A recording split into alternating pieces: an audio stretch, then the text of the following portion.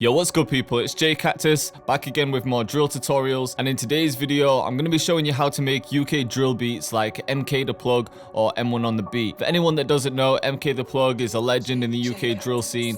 His beats are crazy, so I want to show you a couple of the techniques that he uses in his beats, and then I'll add some of my own sauce as well. And I also wanted to give a shout out to everyone that sent me a birthday message over the weekend in my DMs or an email, so much love for that. And I wanted to give a massive shout out to everyone that's entered the beat contest so far, because I've had a lot of submissions. It's been crazy, and me and Nash are going to be going through every one of them, and we're going through them on Friday and we'll announce the winner on Tuesday. I usually do my videos on Tuesdays and Thursdays at 6 PM GMT, so definitely stay tuned for that one.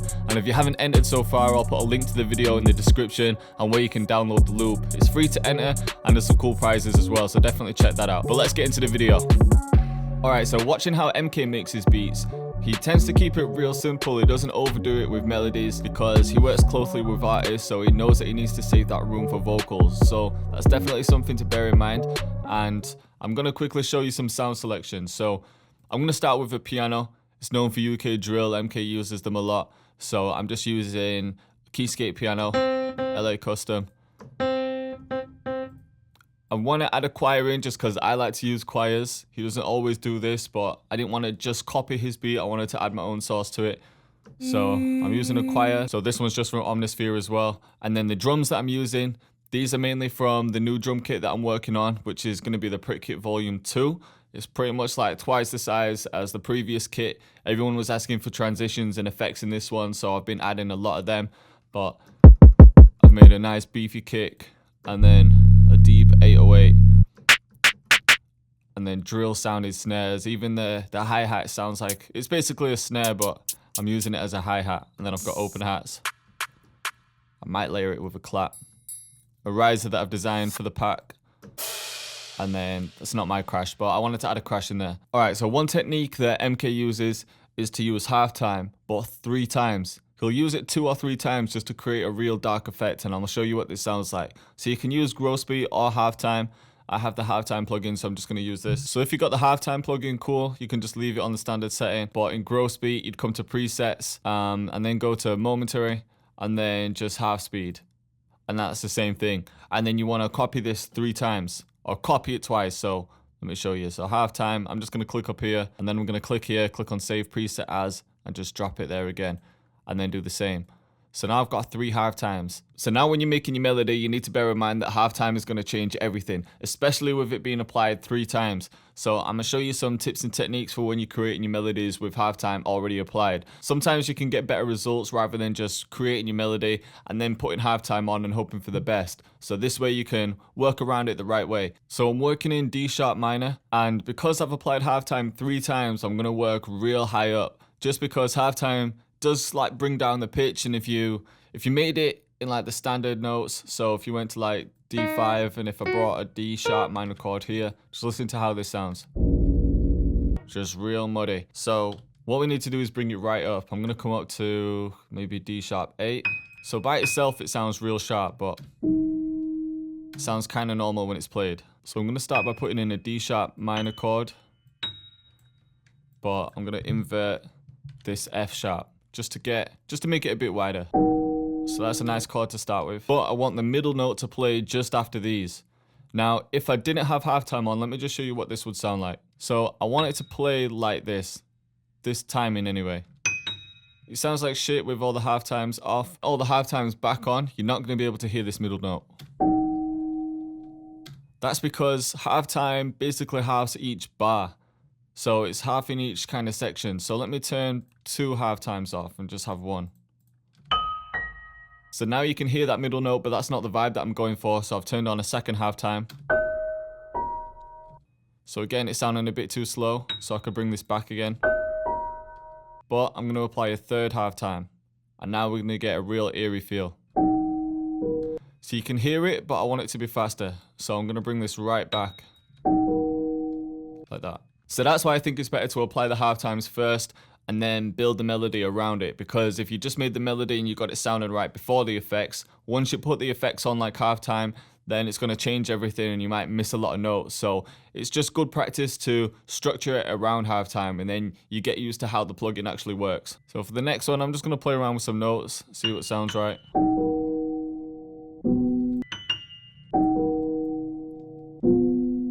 So I like that, but I can make it a bit thicker, add in another B here. Or I can invert this F. So I like that, but then same again. Let me move this middle note just a slight amount. There we go. And then to cut off the ends, I'm just holding shift, right clicking, and then dragging down in a straight line, just so it cuts off at the line. And then I can maybe come down again and just find another chord that I like.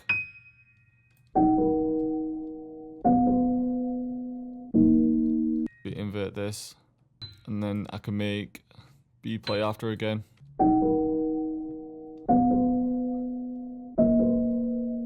And then it can come back up a little bit. I can keep the bass note, maybe just double the bass note up, and then use F again. And then same with this last one.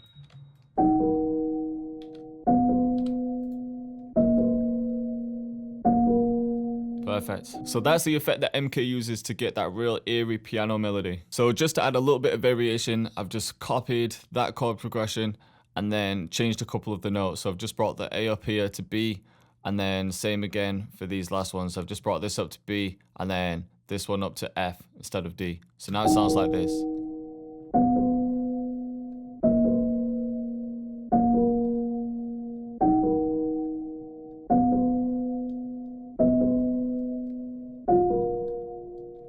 And then to mix the piano, I'm just adding an EQ, take out some of the sub information and the bass information. About there is fine. And then I want a real subtle delay. I don't want too much. It can ping pong though. Just adds a little bit something else. And the piano in Omnisphere that I used already had reverb, so I don't really need to apply anymore. So now I'm going to add a snare just to get a bounce going. A typical drill pattern is just on every 3 and 4. So 1, 2, 3, 4, 1, 2, 3, 4, 1, 2, 3, 4, 1, 2, 3, 4. Then just to make it a little bit more interesting, I could add one here and here.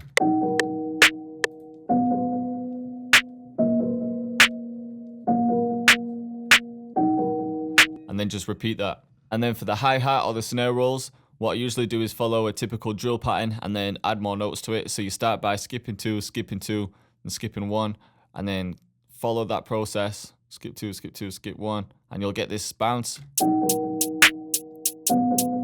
So now I start to add some filler notes in, and I turn the velocity down around about half of these notes, and that's how you get a real bounce.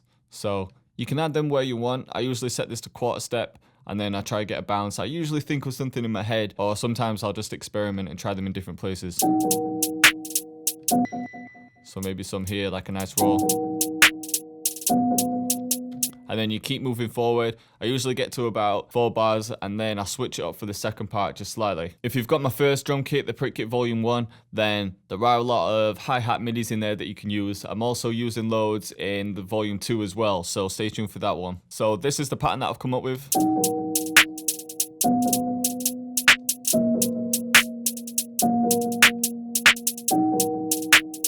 You can hear it's bouncing off the snare. And I'll save this hi-hat pattern just so you know exactly which ones I've used if you got the new kit. And to do that, you just go up here, go to File, and then Export as MIDI file. And then you can save it in any folder you want then. Just so you know which one it is, it's like a MK/JayCactus one. Call it MJ. And then you know which one it is, just in case you get the new kit. So now for the 808, I'm using another sound in my new pack. It's the Driller's Delight 808. It's like a nice deep bass, which sounds sick for drill. And I'm just following the bass notes of the chords. So you can see in the ghost notes from the piano melody, we're going from D sharp to B to A sharp here. And then same again. And then it switches it up for the second part. So right now I'm just going to bring in or draw in some bass notes. So D sharp to B. But now if I stick with this for the foundation of my 808s, I know that it's going to be in key with the melody that I've created, and then I can start chopping up the notes and adding my slides in. But before you do anything, just make sure that your 808 is looking something like this. So for mine, I've just gone on the sample, clicked here, then made sure that I'm on volume and I've turned the envelope on and I've turned everything down except for the hold. And then the attack is brought up just a little bit, just because the 808 by itself has like a tiny bit of a punch at the beginning, but I want to save room for the kick, so that's why I've brought the attack up just a little bit. So now there's no like sudden punch at the beginning, and I know the kick's going to fill in that space. And also with everything down but the hold, that means the note's only going to play for as long as I hold it, so there's no overlapping. Now I can start chopping them up. And now to add a slide note, I can just press S to activate the slide button. And for this one, I might bring it up like an octave. So I'm going to make this one real quick. Down to F. And then maybe another one here. And a quick tip for where I'm placing my 808s, usually I'll follow the notes that are in the chord. So if you look here, I'm using D sharp, A sharp, and F sharp. So I'm using F sharp, D sharp. I'll show you what it sounds like with A sharp because you don't always have to follow this. But I just wanted it a little bit higher up here. And then I want another one here. So that's what it sounds like if you haven't cut the note. So this slide note, this is going to determine how long it's going to take to get from this note to this note. So from B to F. So it's going to play from B here, and then as soon as it hits this, it's going to take this tiny amount of time to slide up to this note. So the longer you put this, the longer the slide's going to be. So I'll show you what this would sound like. Do you get me? So that took longer to slide up to that note. So I just want to keep this one short. It's just the vibe I'm going for. So because I'm making the beat real simple and I'm not going to add too many instruments to it, I want the 808 to play a big part. So I want the 808 to be kind of melodic in a way. So I'm going to cut this note here, and then where it's cut, I'm going to make it slide. So here. So these are quite longer slides than usual, but as I said, I want it to be quite melodic. And what MK tends to do is make two different patterns just to switch it up. So he'll make one pattern for the verse and then one pattern for the hook. So that's what I'm going to do in this beat. So I'll finish this pattern and then show you what I come up with. All right, so this is the pattern I've got.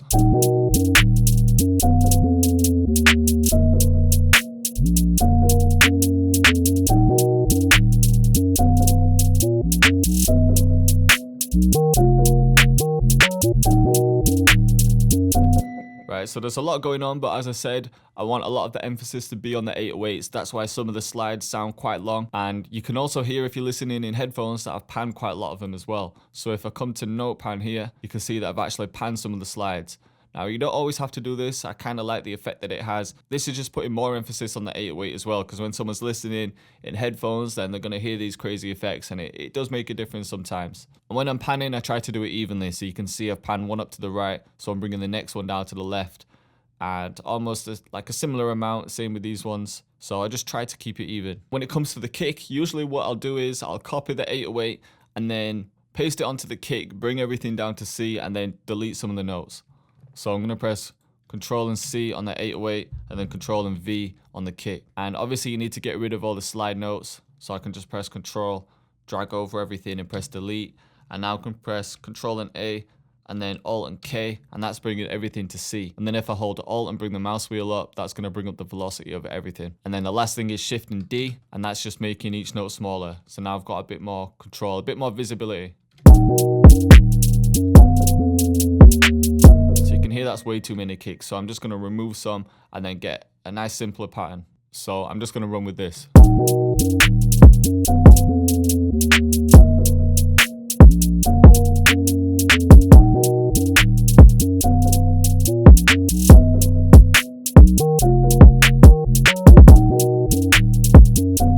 So if I push the volume any harder than that, it's going to sound a bit too distorted, but to get that crunch, I usually drive the volume into a soft clipper. So I just have the soft clipper on my master channel, and then I drive the volume either from here or from the actual sound itself. It don't really make a difference where you drive the volume from.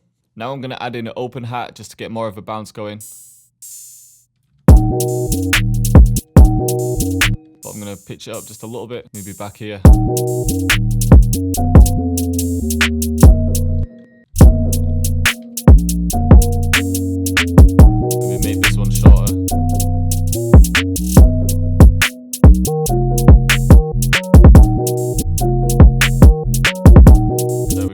just like to place the open hats where there's a bit of space, and just to get them bouncing off of the other percussion or drums. And then like the 808s, I've also panned the open hats as well.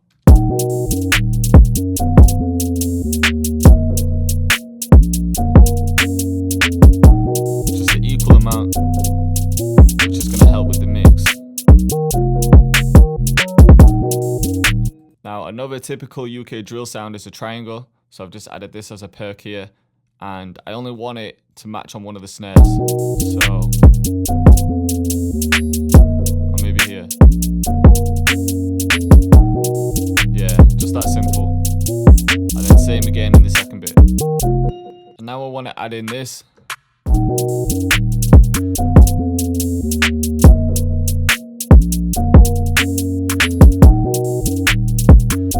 you can hear that everything's bouncing off each other.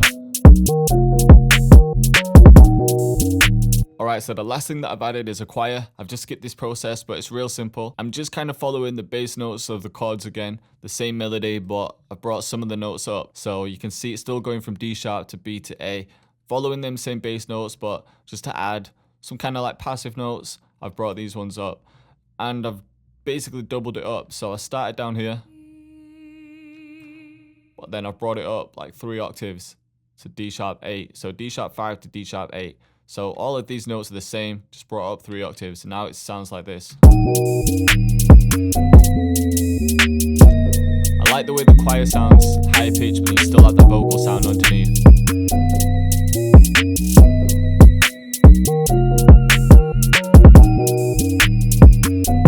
Remember, I wanted to keep this beat real simple, so this is as far as I'm going to go in terms of instruments. But when I mix everything and start arranging it, that's when I add my rises and my crashes and just any other effects that I feel like I need to add in there. So I'll mix it and arrange it now, and then I'll show you the final outcome. Alright, so as you can see, I've mixed and arranged everything, and the first thing that you'll notice is I've rendered my melody to a WAV file, just because it gives me a bit more flexibility. So I was trying certain things like playing with the pitch just to see if I can create a different effect. But I'll play it and then I'll talk you through what I've done. So the intro is real simple. It's just a melody and then the hats come in.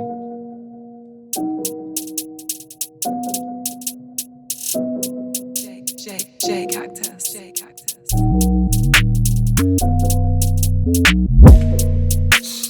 Yo, let me just show you what I did here, because you've probably seen this in my other tutorials, but I like to add a reverse kick in. So when you heard that impact, that was the reverse kick that was creating that.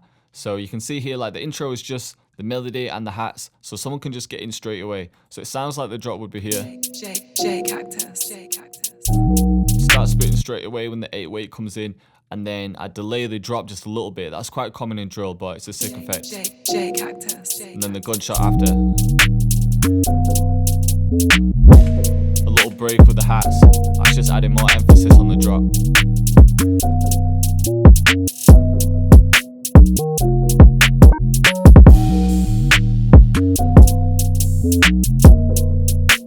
And now you can hear more drums are coming in.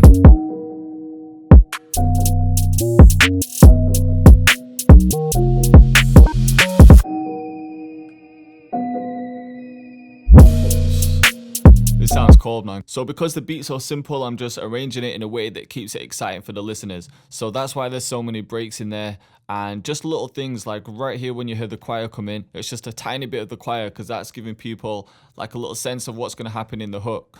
So with these little breaks here, it just makes the beat a lot more interesting. And you can hear that the crash comes in there, and I've added this little riser on top of a reverse crash, so it's like 2 risers in a way. And you can hear that the reverse kick comes in again. So these are just nice little breaks that are just going to keep it real interesting. So more drums come in with the crash. A little break here.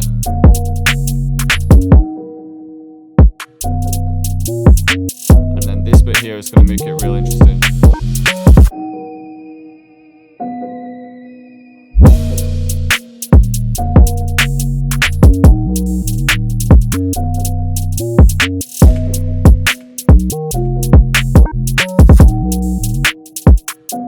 More breaks. And then this is leading up to the hook. I'll turn that track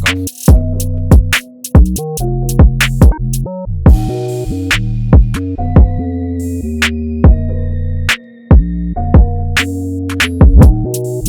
So as you can hear instantly, there's a separate 8-weight pattern for the hook, which is what I was explaining earlier, just because there's not a lot of instruments in this beat. So to keep it real interesting, real fresh for the listener, I've switched up the 8-weight pattern. So instead of doing it the typical way and just having everything playing the hook straight away, I've switched it up a little bit and I've removed the hats and then added them here. Just to make it more interesting. But the choir comes in.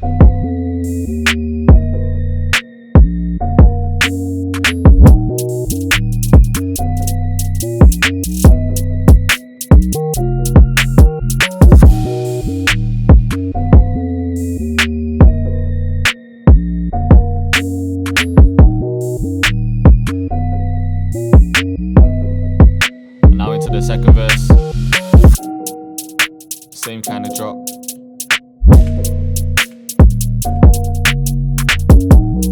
So that's a way that you can switch up your beats instead of doing it the same way every time. Just try different things, like right here with the hats reversed. You still know that it's a hook because the choir comes in and the 8-weight pattern changes. And the 8-weight pattern in the hook is a little bit more melodic than it is in the verse. So you can easily distinguish the difference between the verse and the hook this way. And then the second verse just repeats like the first verse did. And then at the end, I do this in a lot of my beats. I've just got the hook playing and then I'm just repeating it once here and fading out. But obviously the hats are in this one. So I hope you liked the video and I hope you were feeling the beat. I hope you took some gems from it as well, because MK is a legend in the UK drill scene. He's done a lot for the UK. So shout out to him for inspiring this video. So even though I use some of his techniques, I tried to add in my own sauce in there just to make it a little bit different. So get tips from other people, learn their techniques, but then apply your own sauce to it as well. And that's how you're going to stand out. So thank you for watching the video and I'll see you next time.